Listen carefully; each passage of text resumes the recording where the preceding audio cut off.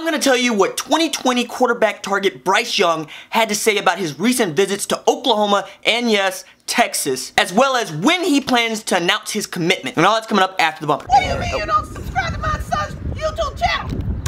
Mama, no! Just snap the damn ball, RJ. What's up, kid folk? It's RJ Young. I am not on a step mill. If this is your first time here, consider hitting the like and subscribe button because I upload a video every single day. It's always OU related, college football related, sports related. We have a good time. So 24/7 sports reporter Greg Biggins, who might be on the all-name team for journos. I mean, who from the South doesn't want to walk around with a name like Biggins? I say Biggin to almost everybody I meet. Most dudes are okay with it, but every once in a while, I'll slip up and drop it to a woman and I have to throw my tongue over my shoulder. So you might know Bryce Young is the guy Lincoln Riley has tapped as Oklahoma's quarterback. You only target one of these guys because recruiting quarterbacks is unlike recruiting any other position.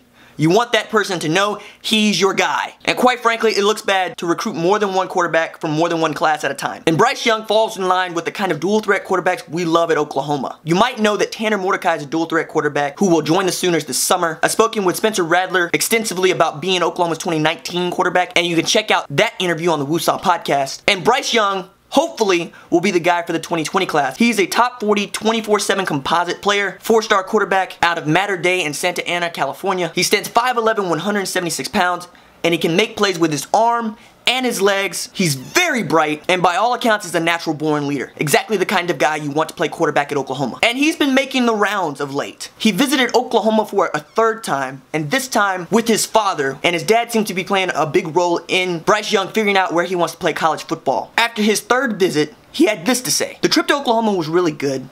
It was my third trip there, but the first time for my dad, and it was good for him to go out there and see it. My dad and I are really close, and wherever I go, I want him to be comfortable with it, and he really liked it out there. I spent a lot of time with Coach Riley, and I really like him a lot. For him to spend basically the whole day with me was big. He's a very hands-on coach, and it was good to sit down with him and get to know his coaching style better. We got to tour the campus, which is more from my dad than me. He got celebrity treatment, and I just kind of hung in the back and enjoyed the environment. Sounds like all things went well for Oklahoma in Bryce Young's visit, but he followed his trip to Norman with a trip to Austin, and I know that's the trip that Oklahoma fans want to know the most about because it gives us kind of the willies. Because Tom Herman snatched Cameron Rising out from under us, who is likely going to compete for the starting job in 2019 at Texas. Following the trip to Texas, Young had this to say. That was kind of a last-minute trip for me, but I really enjoyed it.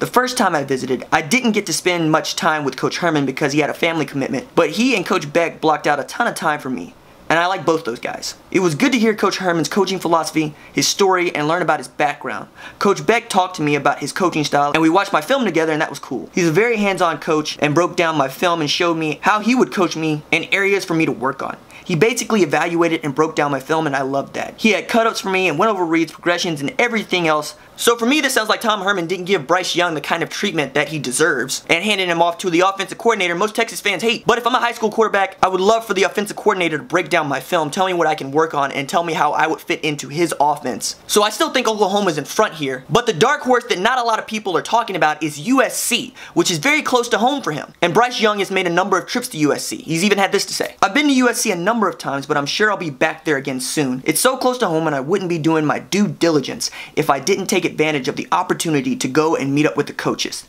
The next step for me is to narrow things down, and I'm starting to get comfortable with my options.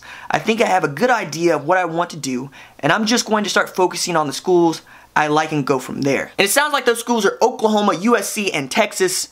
As to when he plans to make a commitment, he said, I'm hoping to make a commitment sometime in July or early August, and I feel good about that time frame right now. So July, early August, let's look for a Bryce Young commit. Alright, that's it for me. Deuces.